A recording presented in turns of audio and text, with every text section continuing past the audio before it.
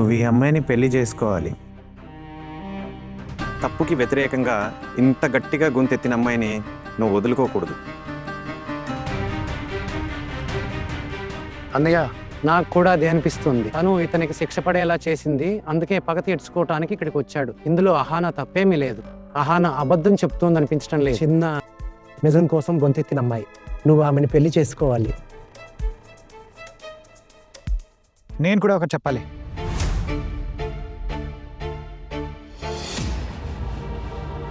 అన్నయ్య, అహానా నిజం చెప్తోందా లేదా అని తెలుసుకునేంత సమయం మన దగ్గర లేదు.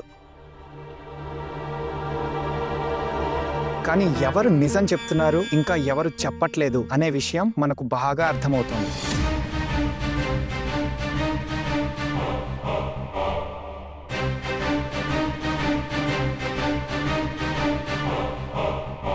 ఇంకా అహానా నిజం చెప్తోందని నాకు అనిపిస్తుంది.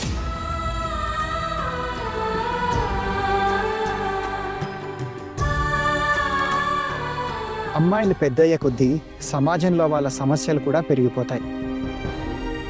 చెడ్డవాళ్ళు వాళ్ళ మీద చెడు దృష్టి వేస్తారు. అహానాతో కూడా అలాగే జరిగింది. ఒకవేళ ఈరోజు నేను అహానాని పెళ్లి చేసుకోకపోతే ఈమె జీవితం అనవసరంగా నాశనమైపోతుంది.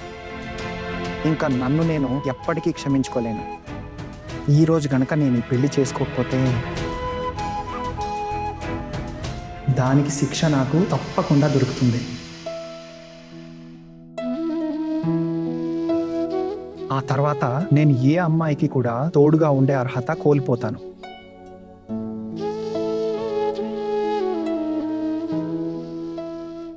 హనా,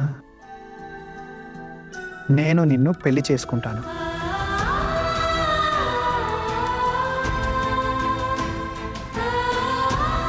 అన్నయ్య, నాకు అనిపిస్తోంది ఈ పెళ్లిని ఆపేయడం సరైన నిర్ణయం కాదని.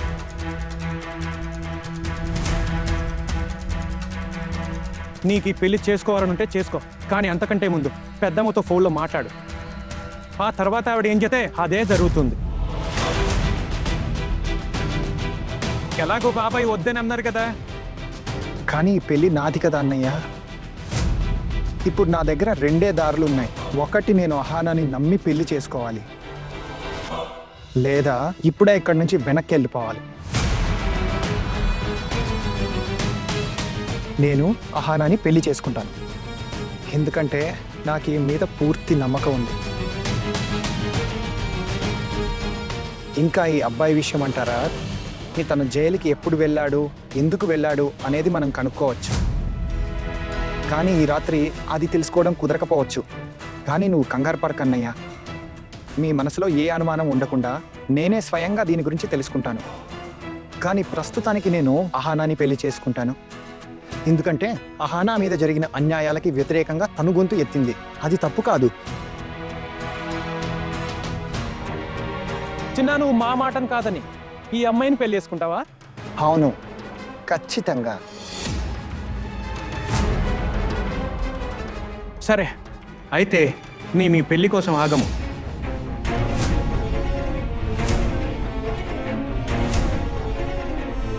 మీకు ఈ పెళ్లి కోసం ఆగాలని లేకపోతే మీరు ఆగకండి. కానీ ఈ పెళ్లి ఈ రోజే జరుగుతుంది. పంతులు గారు, మీరు ఏర్పాట్లు మొదలు పెట్టండి. సరే. అహానా, పద.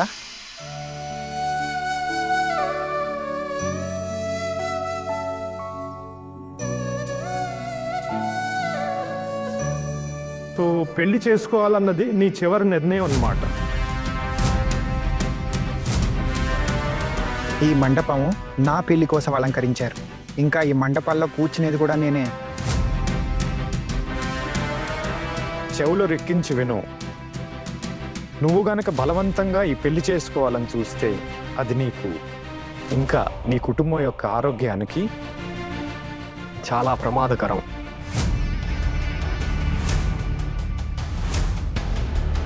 చిన్న, నువ్వేం చేస్తున్నావు?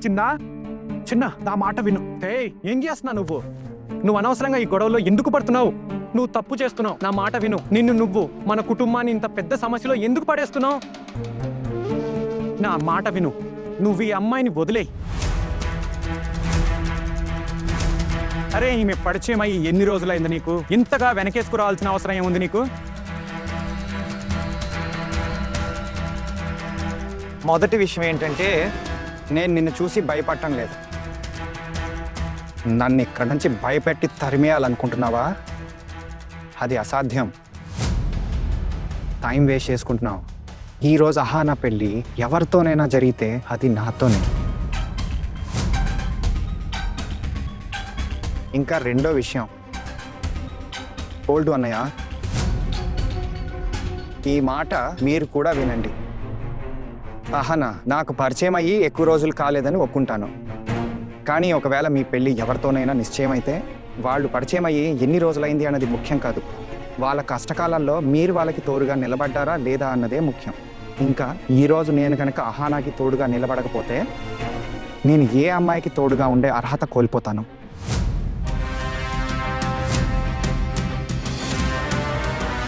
ఇప్పుడు మీకు కావాలంటే ఇక్కడ భోజనం చేసి వెళ్ళొచ్చు. అహానా మరియు అర్జున్ పెళ్ళికి మీకు స్వాగతం.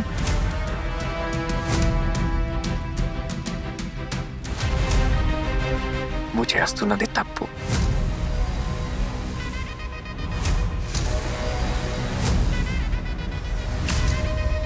తమ్ముళ్ళు ఎచ్చుకరండా అమ్మాయిని.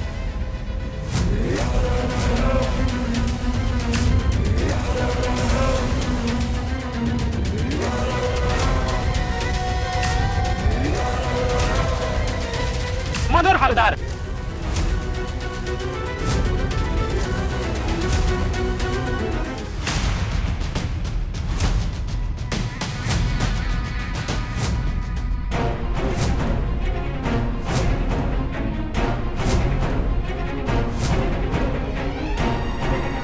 జైలు నుంచి బయటకు వచ్చావో లేదో అప్పుడే ఇక్కడికి వచ్చి గొడవ మొదలు పెట్టావా?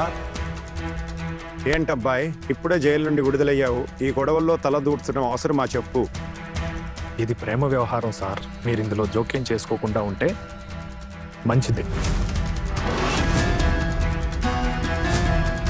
అమ్మాయి అన్నయ్యతో నేను మాట్లాడాను. ఇప్పుడు బయలుదేరు ఇక్కడి నుండి, లేదంటే అరెస్ట్ చేసి తీసుకెళ్ళమంటావా? ఏం చేయాలో ఆలోచించుకో మరి. నిన్ను వదిలేస్తానని మాత్రం అనుకోక హానా.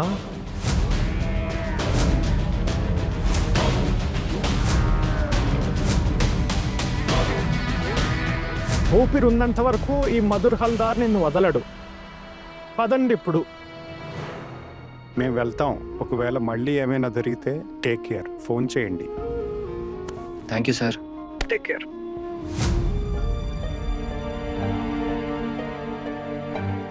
సరే అయితే నేను ఇంటికి తిరిగి వెళ్తున్నాను. బాబాయ్, మీరు వస్తున్నారా? నేను కూడా ఇంటికే వెళ్తాను. నేను ఒకసారి వదినకంతా వివరించాలి. ఏమండి, మీరు ఆగండి, పెళ్లి చూసుకుని వెళ్ళొచ్చు కదా.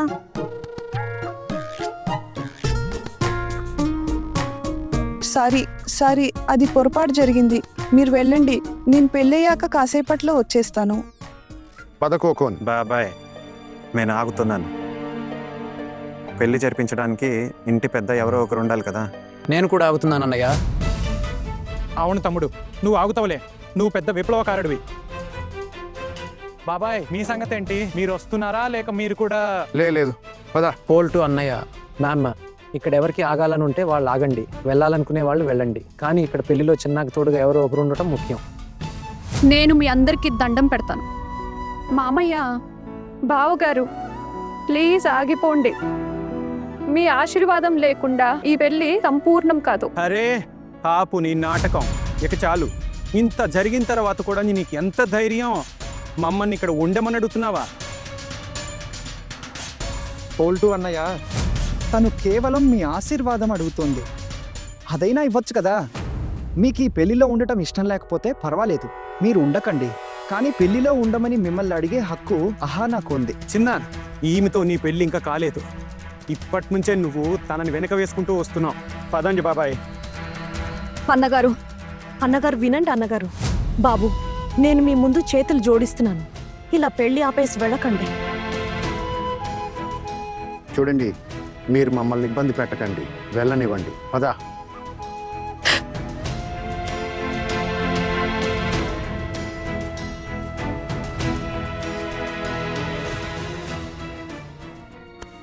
అత్తయ్య,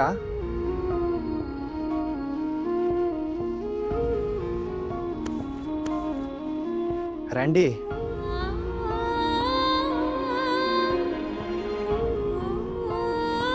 అహానా, పెళ్లి ముహూర్తం దాటిపోతుంది, వెళ్దాం.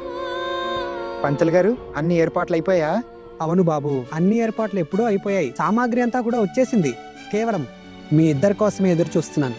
ఏంటంటే బాబు, మన దేశంలో ఆడవాళ్ళ పరిస్థితి అచ్చం సీతమ్మ బర్లాగే అయిపోయింది.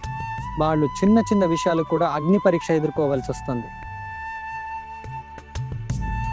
నీలాంటి జీవిత భాగస్వామి దొరికితే ఆ సీతమ్మ వారు ఎప్పుడు గెలుస్తూనే ఉంటారు, తలెత్తుకొని బతకగలుగుతారు. సదా సుఖీ భవ.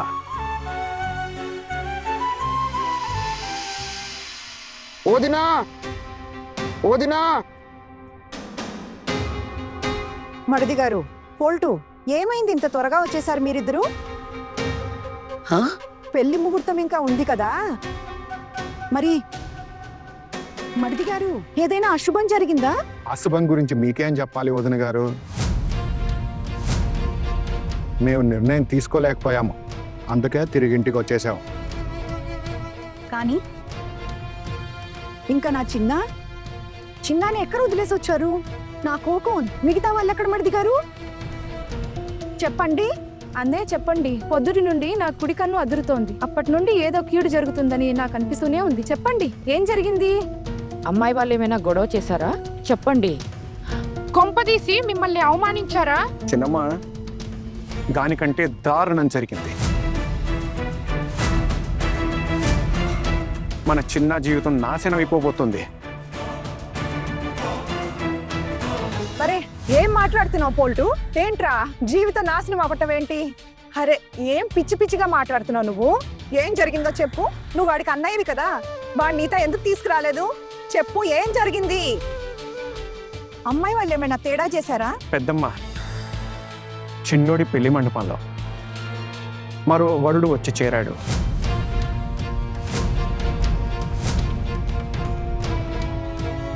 అంటే అంటే ఏంటి? తర్వాత ఏమైంది? ఎవరా రెండో పెళ్లి కొడుకు? కాబోయే కోడలతో వాడికి ఏమైనా సంబంధం ఉందా?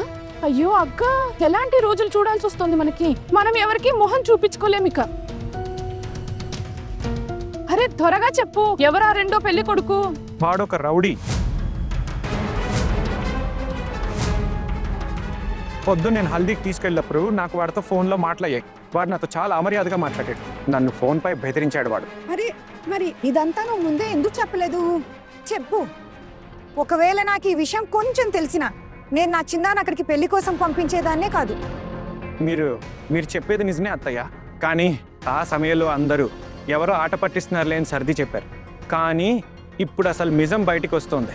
అత్తయ్య, ఈరోజు మన చిన్నకే ఇంకా మన కుటుంబానికి ఎంత అవమానం జరిగిందో నేను మాటల్లో చెప్పలేను. మన చిన్న పెళ్లి మండపానికే ఒక పెళ్లి కొడుకు, ఒక సంఘ విద్రోహి, ఒక గూండా తన భారత్ తీసుకుని వచ్చాడు ఆ అమ్మాయిని పెళ్లి చేసుకోవడానికి.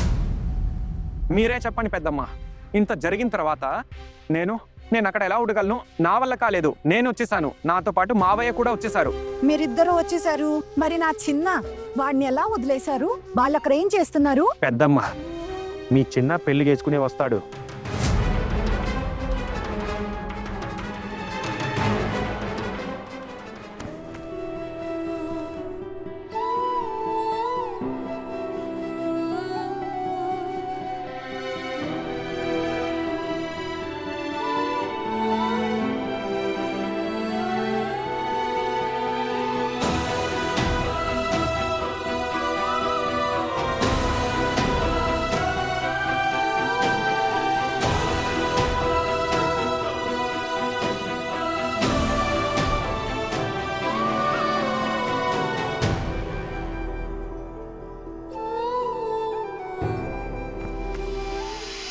అంటే చిన్న అలాంటి అమ్మాయిని పెళ్లి చేసుకుంటాడా? ఇంకా వాడు నీ మాట వినలేదంటే అర్థం ఏంటి? అరే, నువ్వు వారికి అన్నయ్యవి. నాకు ఫోన్ ఎందుకు చేయలేదు? మరిది గారు మీరైనా ఫోన్ చేయాల్సిందే. నేను అక్కడికి వెళ్ళి వాడిని పెళ్లి మండపం నుండి చెవి పట్టుకుని ఈడ్చుకుని వచ్చేదాన్ని. పెళ్ళైపోయిందా?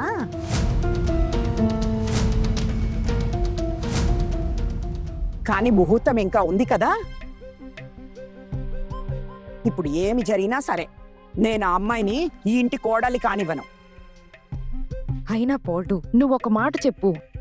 ఆ రౌడీతో ఆ అమ్మాయికి ముందే ఏమైనా సంబంధం ఉందా? ఖచ్చితంగా ఉండే ఉంటుంది. లేకపోతే ఎవరైనా అలా పెళ్లి మండపానికి బారాత్ తీసుకుంటారు కదా. 3 ఏళ్ల నుండి జైల్లోనే ఉన్నానని అంటున్నాడు. ఇప్పుడు జైలు నుండి రాగానే అహానాని పెళ్లి చేసుకోవడానికి వచ్చాడు. పెళ్లి చేసుకుని పగ తీర్చుకుంటాడట. దేనికి పగ? వాడు అహానాని వేధించేవాడట. అహానా పోలీసుల సహాయంతో వాడిని జైల్లో వేయించింది. ఇప్పుడు వాడు జైలు నుండి వచ్చి పెళ్లి చేసుకుని పగ తీర్చుకుంటానని అంటున్నాడు. మధుర్ హల్దార్ వాడి పేరు. పెళ్లి చేసుకునే తీరుతాడు. మీరే చెప్పండి వదన గారు, ఆ అమ్మాయి నిజం చెప్తోందా? అది పక్కా నాటకం ఆడుతోంది. అందరి ముందు మొసలి కన్నీరు కారుస్తోంది. అరే నిజమైన జోక, మనకేం బుర్ర లేదు అనుకుంటున్నారా? మనం ఇలాంటి అబద్ధపు మాటలు నమ్మేస్తామా? మరి కోడళ్ళు ఎక్కడా? అందరూ అక్కడే ఉన్నారు. చిన్న టూకుని ఇంకా కోకో నిర్ణయించుకున్నారు. పెళ్లి చేసుకునే తిరిగి వస్తారట. ఇప్పుడు పెద్దమ్మ మీరే చెప్పండి, ఇంత అవమానం జరిగాక నేను ఎలా ఉంటాను? నేను వచ్చేసాను, నాతో పాటు బాబాయ్ కూడా వచ్చేసారు. ఇప్పటికే పెళ్ళి అయిపోయి ఉంటుంది.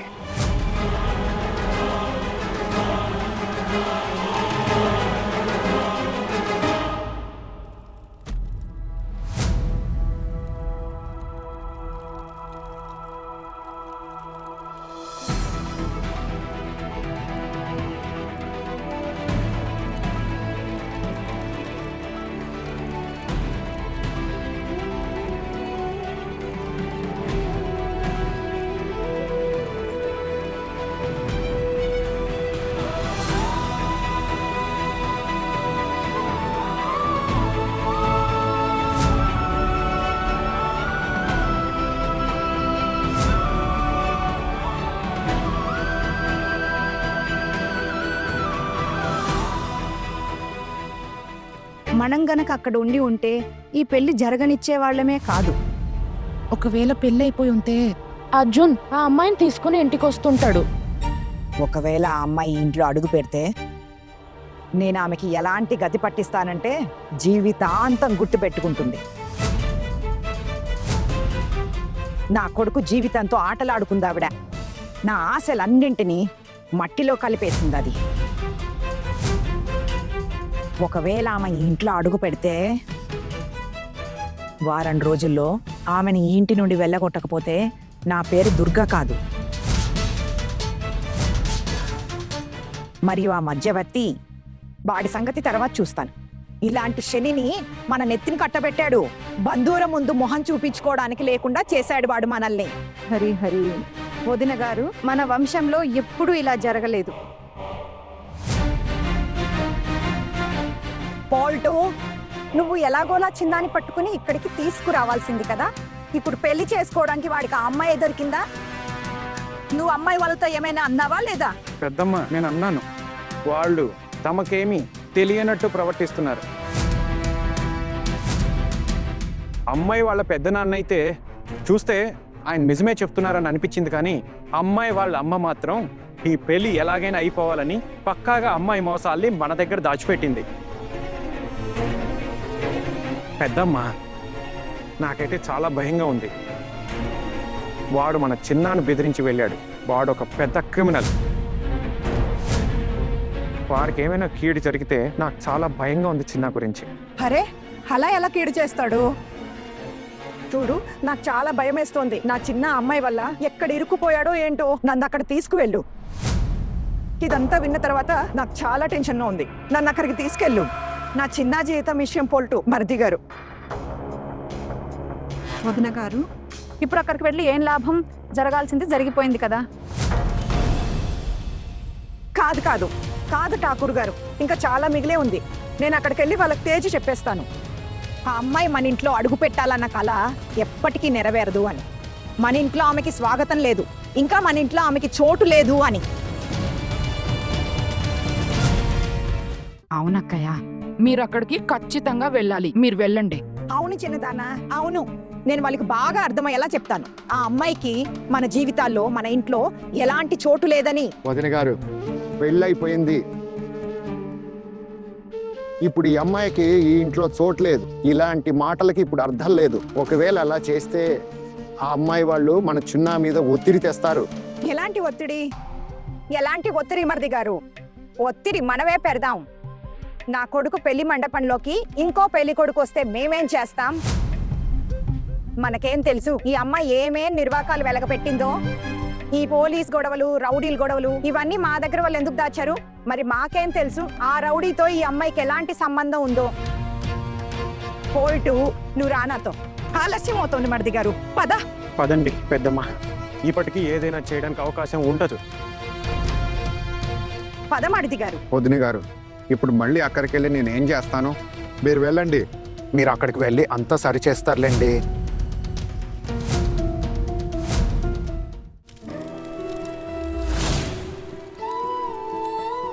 వధూవరులకు గట్టిబుడి వేయండి.